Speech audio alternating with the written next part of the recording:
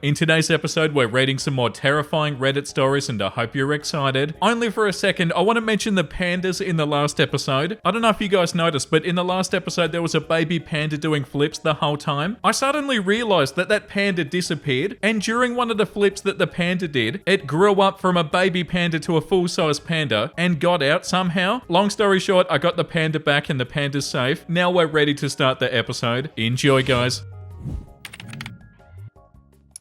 My husband went on a last date with his ex a week before we got married to make sure. Ew. Already starting the episode in a revolting way. Yuck. His ex was always the one who got away, according to everybody around him. He ended things because he didn't see a future with her, but everybody around him was shocked because she was so good and so beautiful. Then we met and I soon understood that everybody from his side preferred her. I even heard some call me the Camilla. Although I'm neither much older nor less attractive, in my opinion, I love how I look even if I don't tick all the beauty boxes like tall and blonde and blue eyes, etc. He's never given me any reason to doubt him, however. He gave me the impression that he knew exactly what he wanted, was secure enough in his heart that he told me he loved me a few months into a relationship, and I never felt like he was lying or that I wasn't enough. He's fully aware of what people think about him leaving his ex, and he gave the impression that he thought that was silly and childish. He told his mum that I'm who he chose, and if she wanted to be a part of it, she needed to clean up her act. We got married 3 years ago, and only now I found out that he went on a date with his ex a few days before our wedding. Ugh. Get rid of him. He wanted to know for sure that she wasn't like everybody around him thought, the one who got away. He wanted to make 100% sure. His mum told me gleefully when she visited our new baby, and she looked at my daughter and said that she wondered what would have happened if he changed his mind after that date, and she was visiting their baby now. Oh my god, I'm gonna throw up.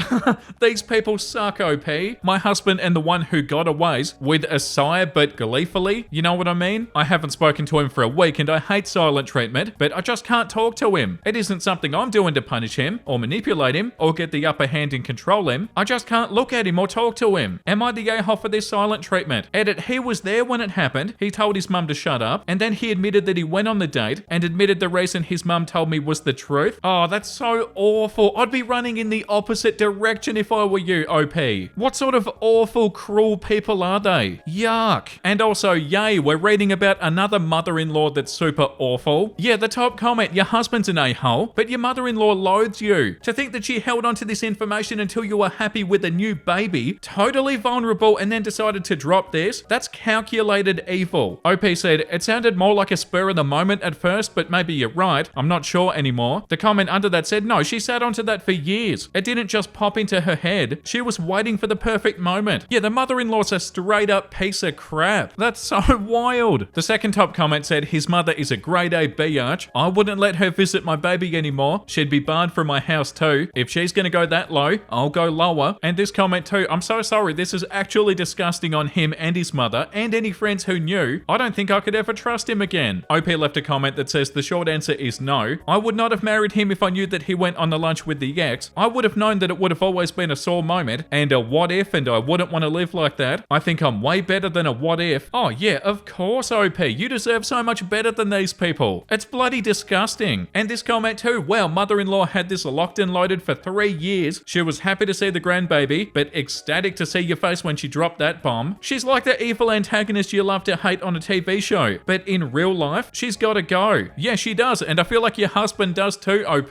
This comment too, does he understand that going on a date with somebody else a week before you're to be married is cheating? Would he have called off the wedding if the date went well? This is insane thinking on his part. Yeah, completely. And why would you want to be with somebody like that? You deserve a better partner than that, OP. You shouldn't have to be wondering if your partner's on a date with his ex. What are we even reading? There's a comment that said, I wouldn't tolerate disrespect like that. And I feel like that's a really good point. I don't feel like you can tolerate this, OP. They are the most disrespectful, cruel bunch of people ever, and you're gonna be the one who got away because they're so awful. This comment says, so he would have been willing to call everything off 3 days before the wedding if he realized that he still wanted her. So what, the whole time was dating you, he was wondering about her and what if? He's allowed his friends and family to make you feel second best. He allows his mother-in-law to disparage you to your face. How do you know he's all in now? Wow, OP, I'm so sorry, this really sucks. Yeah, the husband has to go. And no, you're not the a-hole, OP. You deserve a whole lot better than this. The next post that we're going to read is an update to that post where the person was cheating on all of their past partners and had no self-control. Update, am I the a-hole for calling calling off my engagement because my fiance hangs out with somebody that she had no self-control when it comes to horizontal mumbo. Yeah, and they still hung out with them, didn't they? That was such an unbelievable post. So here's an update. I broke up with her. I told her that I need to see her phone if she even wants me to consider staying with her. I dug through her texts and messages. I found out that she messaged Bob about missing him about a year ago. Bob asked to meet up after talking about all the horizontal mumbo that they used to have, and my girlfriend only turned him down because I had moved in at that point. Her message was this: I wish I could, but my name moved in. I'll let you know if I get a chance though. So she was cheating on you. What a piece of crap. I'm done. I packed my stuff and I'm moving in with my parents. My girlfriend apologized for those messages and insists that nothing actually happened. What are you talking about? Do you think saying that isn't something? It doesn't mean you're bloody innocent somehow. Oh God, please never speak to her again, OP.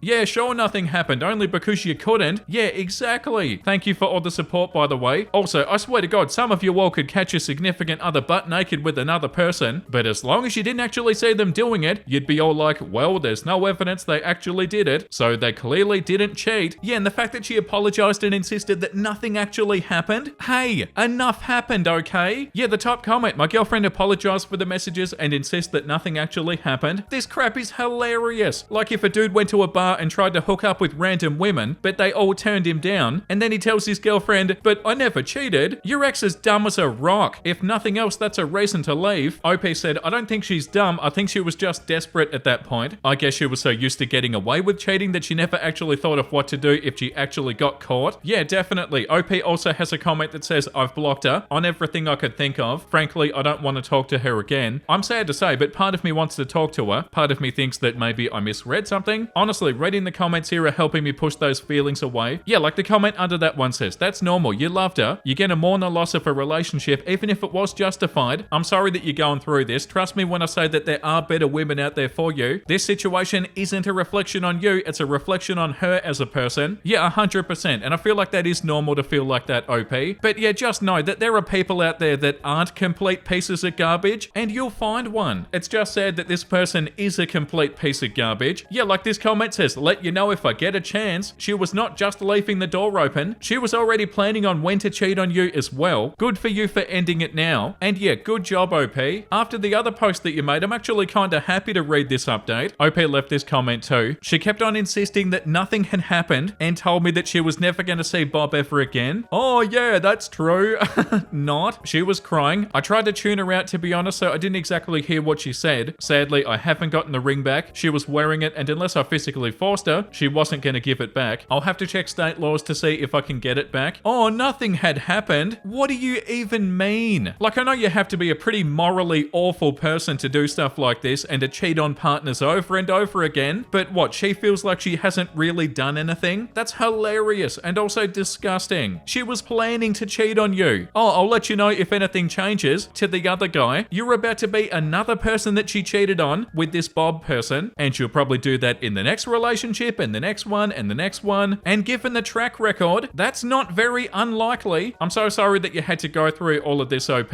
You 1,000,000% did the right thing though. The next one's called, am I the a-hole for refusing to babysit my sister-in-law's kids and causing a family argument? My 27 female husband, 30 male, and I've been married for 3 years, and we're pretty happy with our life right now. We both work full-time, we have a small but cozy apartment, and we enjoy spending our weekends relaxing or going on little mystery adventures together. Ones where you pay a fee and get envelopes full of addresses and the company books everything for you. They're really fun and inexpensive, and we try to do at least 3 a year as a couple. The problems with my sister-in-law Anna, 34 female. Anna has 3 kids, 8, 6, and 3, and she's been struggling a lot since her husband left her last year. I feel for her, I really do, and I have tried to help out where I can. However, Anna has recently started asking me to babysit her kids almost every other day and every weekend for free. At first I agreed because I knew she needed a break, but now it's gotten to the point where she's expecting me to drop everything and be available whenever she needs me. Last weekend my husband and I had plans to go on a short mystery trip to celebrate our anniversary. It was a long weekend and we took Friday off work as well. When Anna found out, she called me up in tears saying that she desperately needed me to watch the kids because she had no one else. I felt terrible, but I told her that we'd already made plans and we couldn't cancel. She got really upset and accused me of being selfish and not caring about family. She even tried to guilt trip my husband into making me stay behind, but he stood by me and said that he was excited to go on the getaway. Now Anna isn't speaking to me, and my mother-in-law called to tell me how disappointed she is that I'm not helping Anna more. My husband's supportive, but I'm starting to feel guilty. I don't want to abandon Anna in her time of need, but I also don't think it's fair for her to expect me to give up all my free time. Am I the a-hole? No, I don't feel like you're the a-hole, OP, and Anna is expecting you to give up all your free time. And the audacity of the mother-in-law to say that they're disappointed. They're acting like all the help that you've already given her doesn't even matter. Like what, has it become your job now? Are they now your kids or something, or your responsibility? No, they're not. And also, they're not speaking to your part and calling you selfish as well. Like, oh, sorry that I had plans with my partner and I'm enjoying my life. Jesus. You don't need to feel bad because you were busy this one time, OP.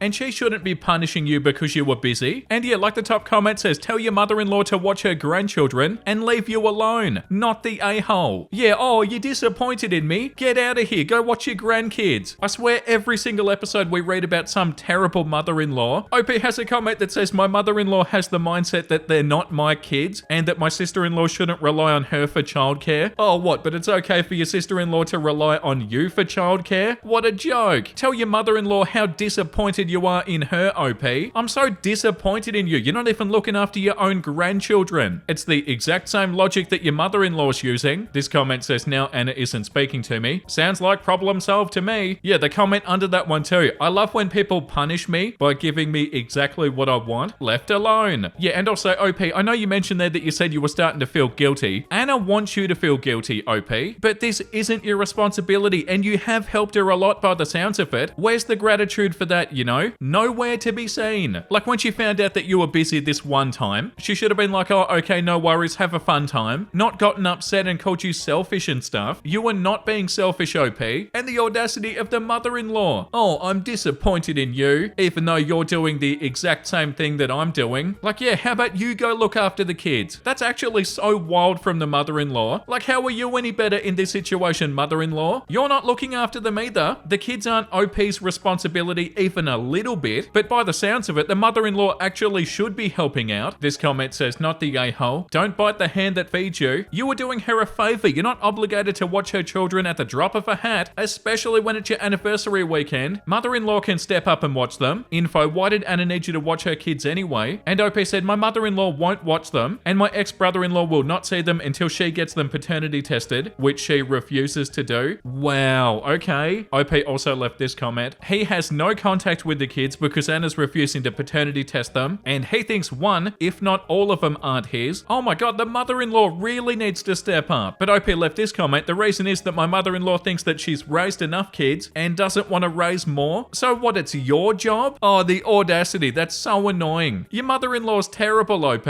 Oh yeah, I don't want to help out with the kids. I feel like you should do it, even though you have absolutely no obligation to. No, you're so not the a-hole, OP. Oh god, the next one's called I female 30 found out that my husband male 30 cheated on me. I'm pregnant. He's devastated by the fact that he would miss time of being a parent because we're separated. My husband cheated on me with his colleague when he was drunk. A colleague I told him to be careful around and he said not to worry. And then he blamed the alcohol. Oh, the audacity. About the birth, he was understood that he can't be with me in the delivery room anymore due to me still being heartbroken and devastated by the news. I feel anxiety and I have to concentrate on my and our child's well-being, and having him there would just be too painful. But then after the birth, he's devastated that I'd be moving back to my dad's and he can't see her all the time. Wow, somebody realizing that actions have consequences. I offered that he could visit her every day to see her development, but I will be breastfeeding. He asked me if I could give him a bottle and she could live with him every other night so that she would get used to him and his smell too. And I freaked out and I started hyperventilating at the thought of not being with her all the time in her first year. Nothing is fair and I know I'm being selfish. He is selfish too for cheating, but imagine not being with your baby. I can't imagine, so I understand it is hard for him too. Am I the a-hole? My stepmom suggested that we move back together during the first year and live like roommates, cheaper and both can be with our baby. I hate this idea, but I know that we need some compromises. Sorry for my English. This is the first time writing in English and we don't have a good community on Reddit for my country. And besides, I do want to stay anonymous. There's a comment here that says, Jesus H. Christ. I have no idea what the laws in your country are when it comes to divorcing while pregnant and shared custody. So I'll just speak to what is fair. Fair is that you allow him to see the baby as frequently as he likes, but it's insane, however, to have the infant in a different bed every other night. It's insane to hand a few bottles to the dad and allow him to keep the baby at nighttime before the baby is at least 4 to 6 months old. Your stepmother likely floated her roommate's idea because it would be best for her, not for you or the baby. You're already making compromises. You moved out. You are tasked with finding a new space for yourself and your child. This is already not the life that your husband promised you. He ruined everything. Every single compromise from here forward is on him. It's just not that hard to refuse to sleep with somebody who isn't your wife. I don't care how drunk you are, you simply don't sleep with other people. So many things have to happen before people do that. He had every opportunity to stop after the kiss, before the trip to the bedroom, upon arrival at the bedroom, when the clothes are starting to come off. He could have walked away at any time. It's not an accident. It was a decision. Do not for 1 second feel sorry for him. He ruined your family. He did it all by himself and he did it with intention. Guess what? He broke it. And now he has to live with the consequences of what he did. That means he doesn't get to live with his child. He doesn't get to have what he was hoping for because he decided that he wanted to sleep with his co-worker more than he wanted a family. Now he has to live with that. You're not being selfish. You're refusing to be a doormat. It's not the same. Yeah, 100% OP. He messed everything up. He didn't need to cheat, but he did. Like, oh, what do you mean doing something bad has consequences? I feel like people don't even consider that, like that actions have consequences. And yeah, 100% the baby needs to be with you all the time until the baby's a bit older. And yeah, the fact that he's like, oh yeah, I'm so sad that this isn't working out the way that I was hoping. Yeah, well, maybe don't cheat on your partner, you know? It's so frustrating. Yeah, and also this comment, being roommates will complicate things so much more. He'll have to suck it up. Newborn babies need their mother way more than anybody else. He'll have to visit every day, and that's it. He messed up, he needs to deal with it, and it's not even out of pettiness. It's just how it is. No court will grant him rights with a newborn either, so it's just visitation. I'm sorry for what you're going through. I hope you can heal soon. Yeah, completely. I feel so bad for you, OP.